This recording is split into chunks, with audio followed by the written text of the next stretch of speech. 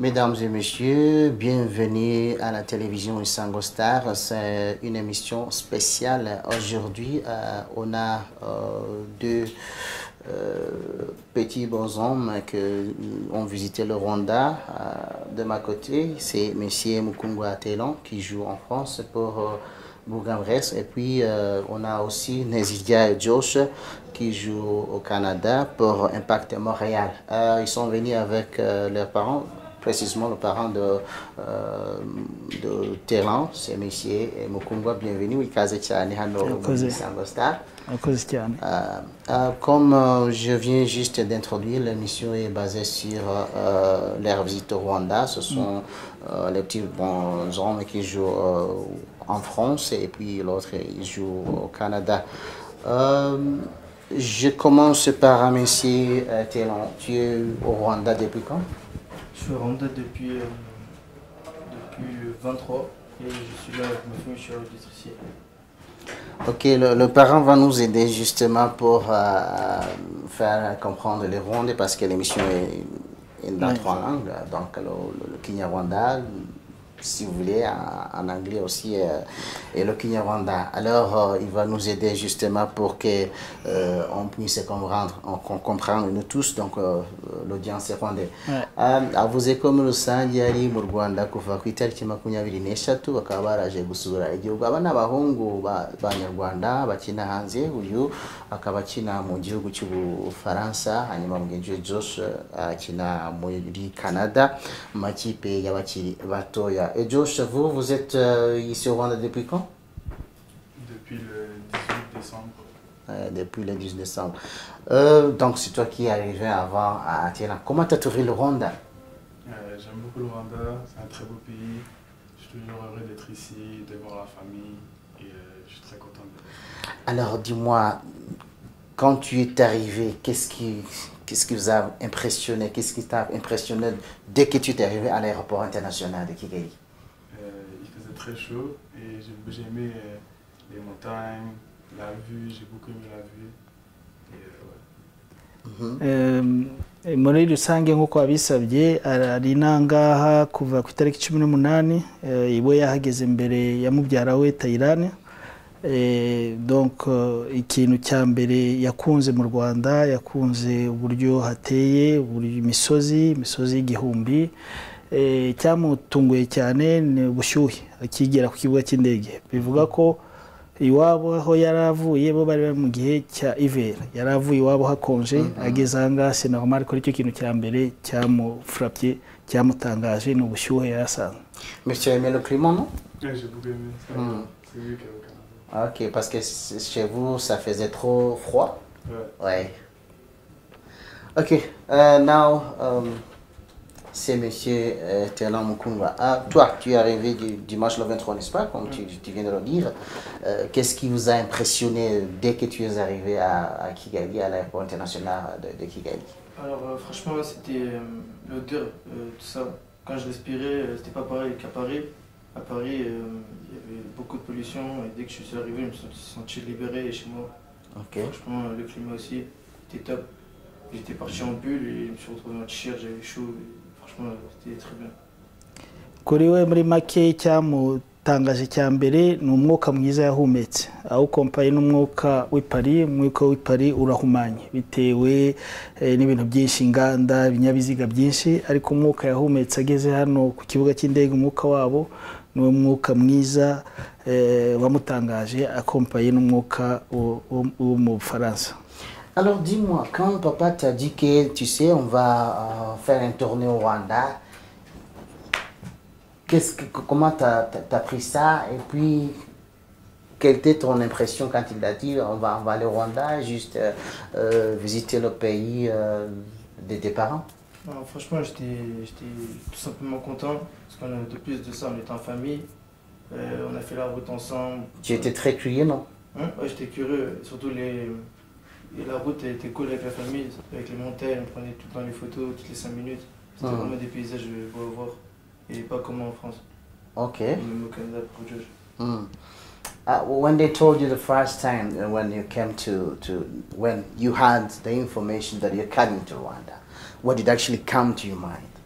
I was very happy because I could see my family because I don't see them very often. Yes. And I was excited because we're staying 3 weeks and that's a lot and I was very happy. muri rusange bombi bahurije kuri bimwe ari Taylan ari Josh bari bafite ibyishimo bari bafite umunezero kumva ko bagiye kuza mu gihugu cy'iwabo kandi bakahurira nk'umuryango. Ibyo misozi yavugaga n'urugendo twakoze muri iyi minsi kino cyumweru twabashije kubatembereza Cyangugu, Nyanza, Cyangugu, Kibuye, twaraye tugarutse nimugoroba. Murabona iriya nzira ni mu misozi gusa, nicyo kintu cyabashimishije. Imisozi isa neza, ubwatsi bw'icyatsi, ni ibintu batasanzwe bamenyereye, babihurijeho rero. Parle-nous de ton parcours du football. Quand est-ce que tu as commencé de jouer le football? À quel âge? Et puis tu joues quelle position? Quel poste quoi? Alors j'ai commencé le foot à 9 ans. Je joue au poste de milieu de terrain, précisément milieu offensif. Et au tout début c'était simplement un plaisir. Et après de jour en jour, c'est bien plus, ça monte en compétitivité et dans mes objectifs. Que ce soit pour jouer ou autre chose. Yatangiye gukina afite imyaka 9, yatangiye gukina afite imyaka 9, poste yakina poste yo hagati, cyane cyane hagati basatira. Bajya gutangira byari kwishimisha ari sport gusa, ariko uko yagiye akura, uko yagiye yevuriwa, hagiye hazamwo umuhate wo gukora cyane, hazamwo kubigira ubushake bwo kugira bigira umwuga. Uno munsi akaba yifuza kuba yabikora nk'umwuga, nk'umukinyi ubikora nk'umwuga. Dis-moi pourquoi tu as choisi le poste du milieu offensif? Alors parce que c'est un poste qui coïncide avec mes qualités de footballeur intrinsèquement. Moi mes points forts sont les dribbles et passes et je me sens très bien à ce poste-là et c'est top pour moi. Alors dis-moi, qui est ton joueur idole? Idole, Neymar, Coutinho, Messi, Ronaldo-Fils. Ah, ça c'est super. Alors dis-moi, concernant Neymar ou l'autre que tu viens de mentionner, quelles sont les qualités que tu apprécies? Les dribbles, le fait qu'il s'amuse sur le terrain. Ça c'est Neymar? Ouais, Neymar. Le fait qu'il joue comme s'il était dans la rue d'à côté, même s'il joue devant beaucoup de personnes, qu'il joue de façon libérée, comme si c'était dans la rue, quoi. Ok. C'est ça que j'aime. Ku kibazo kuki yahisemwo kukina hagati y'abasatira, impamvu yahisemwo nuko yaje gusanga bihura na byinshi afite nk'impano mu mupira, gucenga, passe, gutanga biri précis. Mu bakinyi yamubajije n'abavuze nyine akunda nka idoleze. Ku kibazo cy'uko ni kuki akunda Neymar par exemple, nuko akina nk'umuntu akina nyine muri quartier cyangwa ari libre, akina nk'umuntu ari yakinye football mu muhanda nta pressure afite.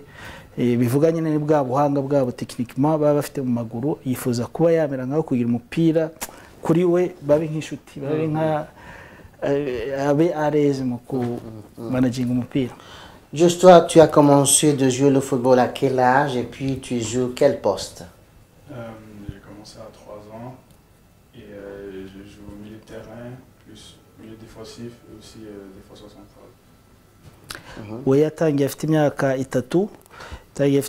3, nawe akina wo hagati, ariko plus hagati adefanda, rimwe na rimwe agakina nk'udefanda mu kibuga. Ok, et toi aussi, qui est le joueur que tu aimes, donc ton idole quoi? Et pourquoi? J'aime des joueurs comme Busquets, Camavinga, Pogba, des joueurs qui jouent avec beaucoup de calme, qui sont bons défensivement et qui sont aussi beaucoup créatifs. Et j'aime vraiment la manière dont ils jouent. Ok. Nawe mu bakinyi akunda nyine ba Pogba, Basket, donc n'abakinyi bakina bari bitonze mu kibuga nta bashiramo ubushake ariko en même temps bari calme bafite badigaja ikindi kintu cyuko nabizerwa iyo bari mu kibuga iyo bari gufunga iyo bari kudefanda ubabona mu cyizerwa iyo mukinana nabo asifuza rero kuzagira kuri urwo rwego kuko na kipe ye abari kina nawe yajya yumva ko bizeye yari inyuma reka uyu mwanya n'uwawe nk'umubyeyi wabazanye ubundi kugira ngo utekereze kubazana kuza kubatembereza igitekerezo cyaturutse he kuko tuzi ko usanga hari ababyeyi benshi bari hirya no hino ku isi b'abanyarwanda bafite abana bashoboye ariko ugasanga harashobora kuba barimo kwesita ariko muri iyi minsi ababyeyi barimo baratinyuka wowe byaje bite giye muri rusange urebye kuva bavuka twakorera amahanga burya amahanga nyine nk'uko babivuze ni imahanga ibyo wanyu urabibura ukabikumbura ukabyifuza utarabibone noneho ubwo abana bakura twaratekereje turavugana n'umuryango wanjye n'umufasha wanjye byakabaye byiza uko twajya dushobora mu myaka 2, 3, 4, 5 tugakusanya gato ubushobozi bwo kujya iwacu kugira ngo abana tubereke aho bakurira tubereke iwabo kuko iyo bari ku ishuri abandi bakajya mu biruhuko abana bakavukire bahariya bajya kupasa ibiruhuko na ba sekuru na ba nyirarume abacu bigasa nkaho kuri bo bashobora kuba umuryango wabo ugarukira kuri papa na mama wenda ntibabe bamenya ati dufite umuryango mugari namwe twaje bwa mbere rero bakiri bato batarabasha kumenya ariko barahakunda babona ko bafite umuryango mugari uko bagenda bakura tukagenda twiyungonganya twati imyaka 2, 3 tuzasubirayo hajemo noneho iyo mpano kuko ngiye nyita impano kuko aho bageze mu kigero gishimishije yuko bakunda umupira banawukina banawitangira bakaba bageze mu myaka bakuze bumva bari curieux naravuze nti aha niho tugomba gutangirira noneho tukabasubizayo tugafata umwanya bagatembera igihugu bakabona umuryango mugari bakabona iwabo kugira ngo iyo mpano yabo niramuka ibahiriye ejo igihugu kikabakenera bizorohe cyane kuko bazaba bazi aho bajya mu gihe biramutse bidakozwe bakabigeraho byatugora kujya kumwumvisha ati wanyu baragukeneye uno munsi rero nanataha nzi ko uko icyumwana amazanga agiye abonye ibyiza by'iwabo agiye abonye ko iwabo ari heza agiye abonye ko afite umuryango mugari agiye abonye ko hari icyo nawe ashobora kumara kugira ngo igihugu gikomeze gitere imbere binyuze mu mupira w'amaguru hanyuma utangira kubona impano ye ubona atangira kubikunda ko mu byo nagiye nkurikirana mbona umuba hafi cyane kugira ngo umwana abe yabasha gukina muri kategori d'âge nka ziriya mu batangiye akiri mutoya agera aho ageze ahangaha bisaba iki hariya mu Faransa bisaba umwanya nicyo kintu gikomeye cyane bisaba kwigomwa ukamuba inyuma ukamuherekeza kuko nko mu cyumweru uko bagenda batangira mu myaka yabo bagenda bagira ibyiciro hari icyiciro bafite nka entraînement mu cyumweru kimwe akagira match imwe hari icyiciro uko bagenda kura ageze yatangiye kugira mu cyo bita U11 U13 abatangiye kugira entraînement eshatu na match yo kuwa gatandatu iyo rero ufite umurimo usanzwe ukora ngo urita mu by'akazi mu rugo kabatunze bya buri munsi nawe umubonera umwanya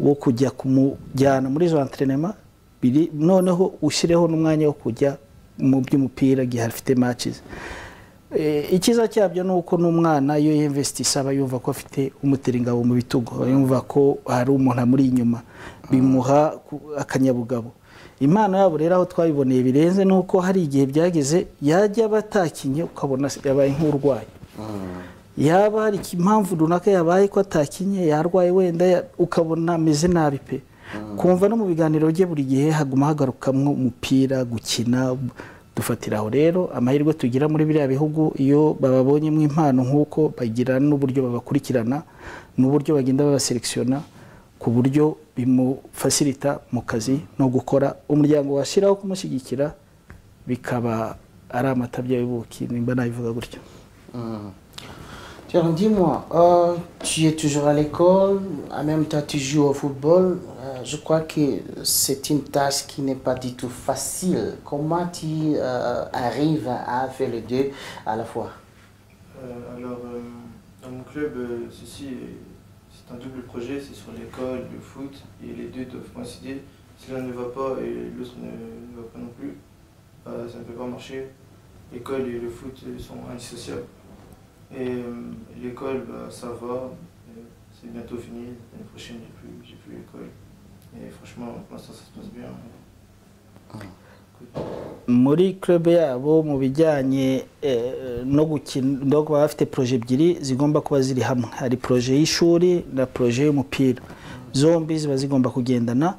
Iyo ishuri itakoze neza bihagarika umupira. Uvuga ngo mu ishuri utitwara neza, iyo utagira amanota ahagije, hari amaseansi ya entraînement urupa batagukoresha, cyangwa bakaba banaguhagarikira match ukabwira match udakina. Rero bitewe nuko umwana aba yaragiyemo abikunze ashaka kuba umukinyi professionnel, bimuha gukora neza mu ishuri kugira na wa mwanya wo gukina awuhorane. Biragendana rero ishuri n'umupira ntushobora kubitandukanya. Josh, it's not that easy to combine studies and playing football at the same time. How do you actually manage to cope up? You're playing at the same time, you go to school. How do you cope up with that?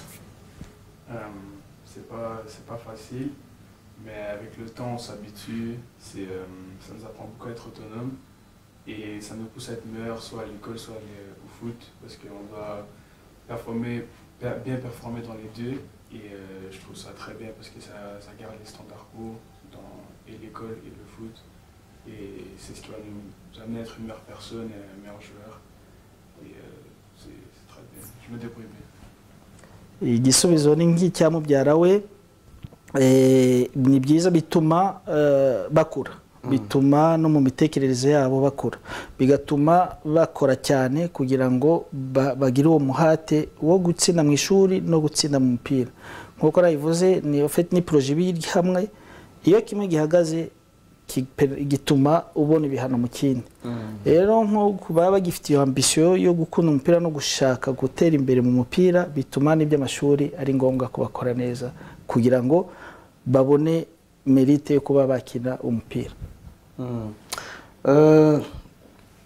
Tu vas nous parler un petit peu sur les compétitions dans votre club et au niveau national.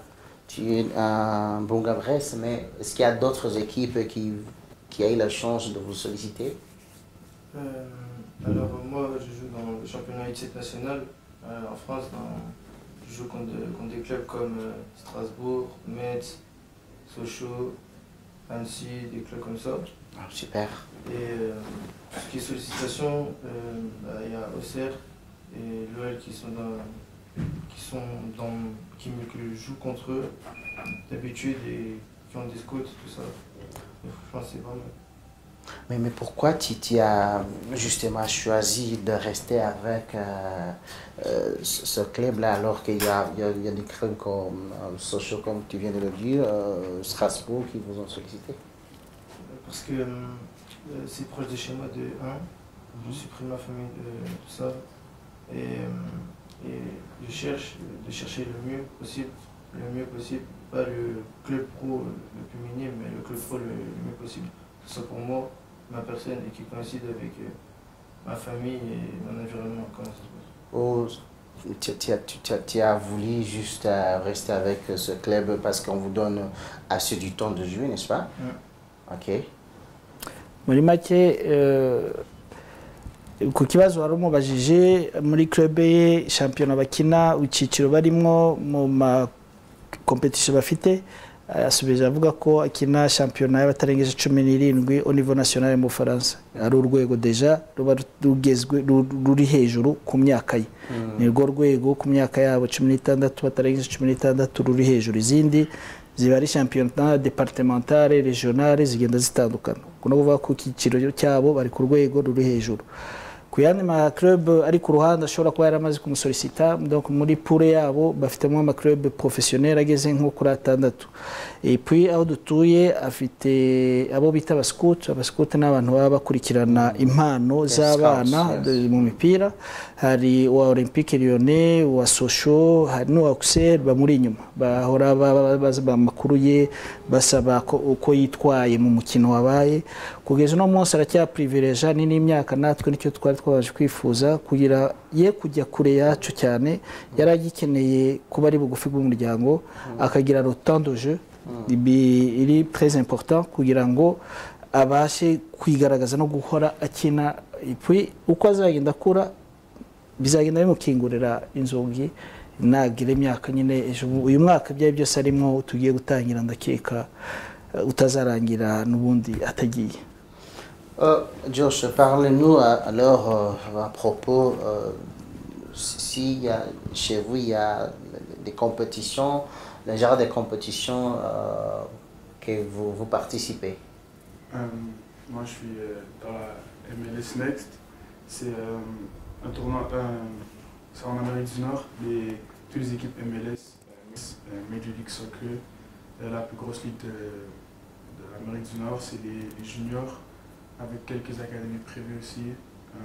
On fait des matchs, on compétitionne, il y a des tournois, et c'est ça. Shampiyona rero nawe arimwo mu myaka ye kubangana nawe niyo shampiyona iri hejuru kuri kategori yabo.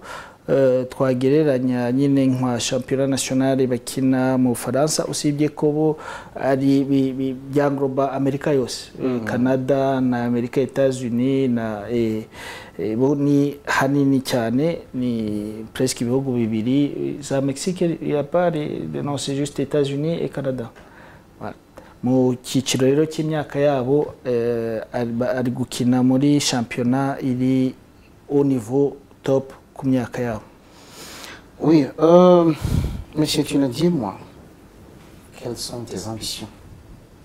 Dans le football? Oui, dans le football. Précisément dans le football.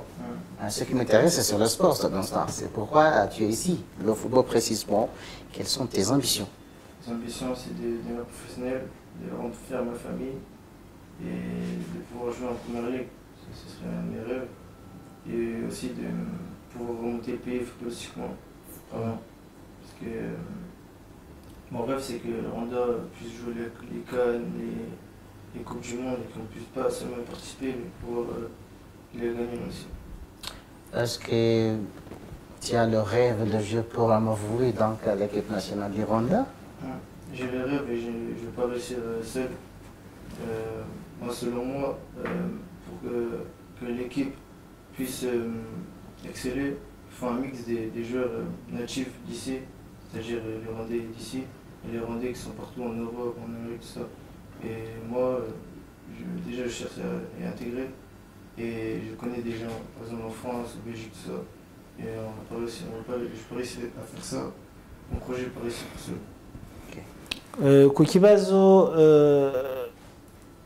uko abona avenir ye, icyifuzo cye nuko yaba umukinnyi wabigize umwuga akaba yakina mu cyiciro cya mbere cyo mu gihugu cy'Ubufaransa ariyo Ligue 1, ariko hakaba hari n'icyifuzo cy'uko yagomba yakinira igihugu cyabo, yakinira ikipe y'Amavubi, yifuza kuzabona ikipe y'Amavubi ikina shampiyona za Afrika, CAN, Coupe du Monde. Kuri we uko abibona akaba abona ko byaba byiza habayeho kubavanga no kubegeranya abana abakinyi bakinira hano, kuko hari n'impano nyinshi ziri hano ku bakinyi bavukira hano, bakongeraho nabo bari mu mahanga, ku buryo bizageraho babona ikipe ishobora kujya ihangana nabo bandi muri nicyo yavuze ati pourquoi pas. Okay. La question est la même, hein? Tu vas aussi nous dire tes ambitions, tes rêves. Mes rêves, c'est de jouer en Europe, dans les plus grosses ligues du monde. J'ai dit ça depuis que je suis très jeune et je n'ai pas arrêté de continuer à travailler fort pour y arriver et rendre ma famille fière aussi, comme Thailand. Et aussi, de jouer pour l'équipe nationale du Rwanda? Pour jouer en Europe, mais pour le Rwanda, je suis encore jeune, j'ai encore du temps pour réfléchir, mais ça serait une fierté, une très grosse fierté de jouer. Et j'espère faire des grosses compétitions internationalement, Coupe du Monde.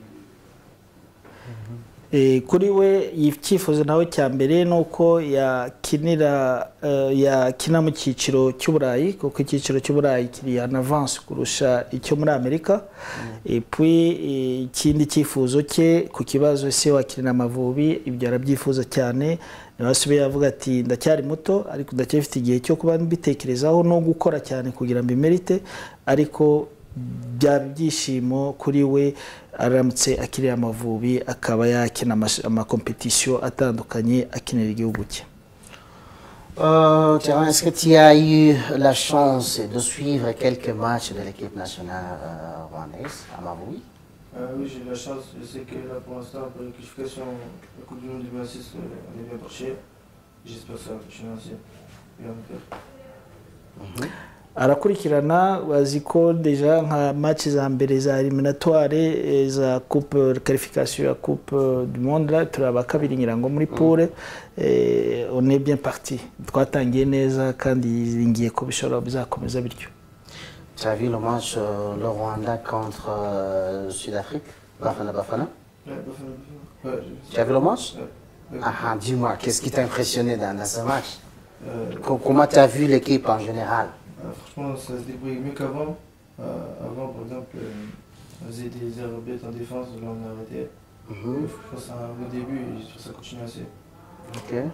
Ku mukino w'u Rwanda na ikipe ya Afrique du Sud Bafana Bafana, ku kibazo mubajije uko yabibonye yarawubonye ni iki cyamutangaje n'iki yakunze.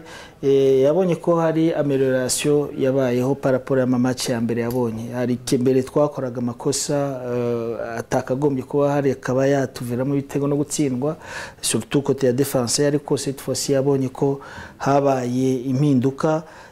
Umukino nta basigaye bafite umukino ujya guhuza uhuje kandi ujya mbere. Yizeye neza ko bizakomeza gutyo. Turimo tugana ku musozo, nagira ngo utubwire muri rusange nk'umubyeyi ufite umuhungu ukina mu Faransa ndetse na mubyara we hariya, utubwire ni ubuhe butumwa bagenera ababyeyi bari hanze bafite abana bakina umupira?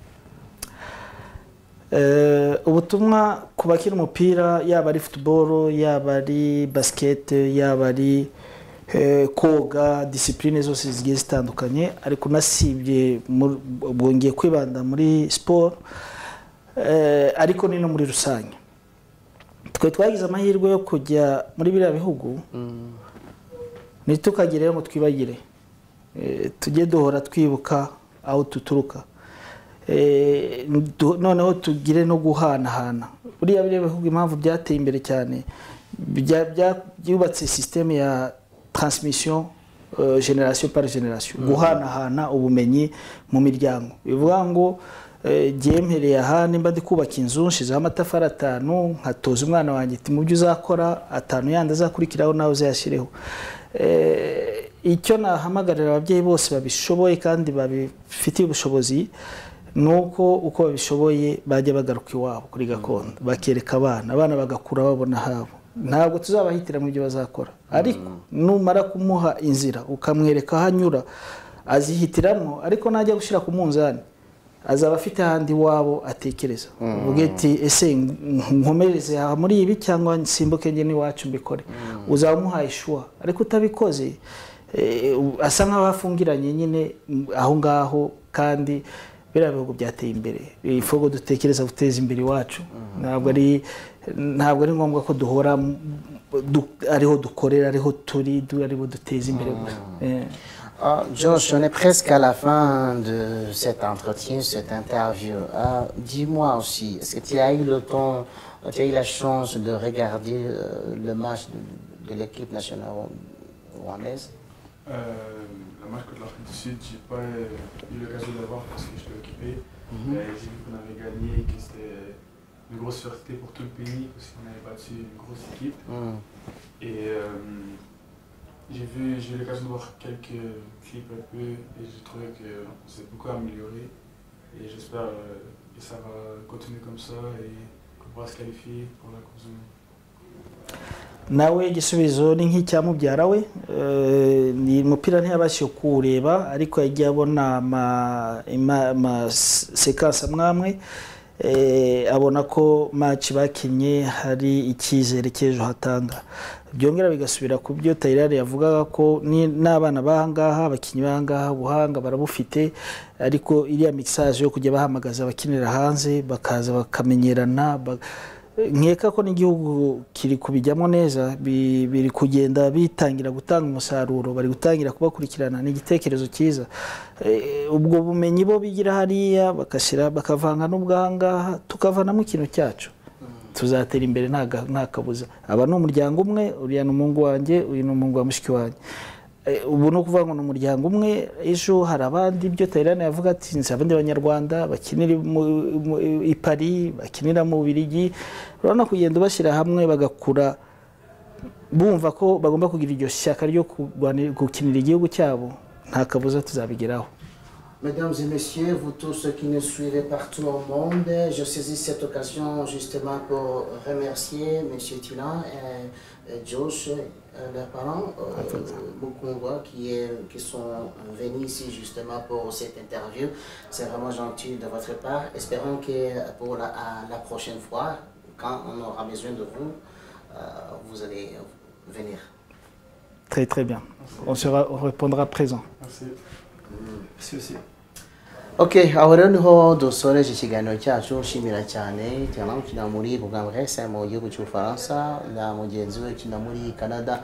Nshimira cyane umubyeyi wabo wabashije kubazana kugira ngo tuganire ibyifuzo byabo mwabyumvise no kuzakina ikipe y'igihugu Amavubi ariko bakifuza kubona Amavubi ikina mu rushanwa akomeye nka Kanda. Nshimira cyane Ivan wari kuri kamera ndetse na Nicolas. Nshimira kandi na Emmanuel réalisateur w'iki kiganiro je kuba Romario Abdul-Jabbar. Nkomeje kubifuriza kunogerwa n'ibiganiro bya Isango Star ariko nanone mbifuriza ko Imana yabaha umugisha mwaka utaha 2024.